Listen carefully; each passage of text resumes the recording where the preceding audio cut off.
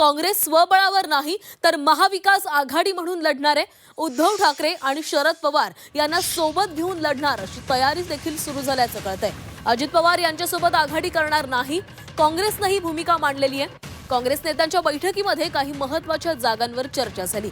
काही महानगरपालिकांमध्ये महाविकास आघाडी तर काही ठिकाणी वंचित सोबत युती करण्याची ही चर्चा झालेली आहे। नागपूर, नवी मुंबई, वसई विरार, ठाणे, मीरा भाईंदर या महापालिकांमध्ये महाविकास आघाडी म्हणून निवडणूक लढण्यावर चर्चा झाली।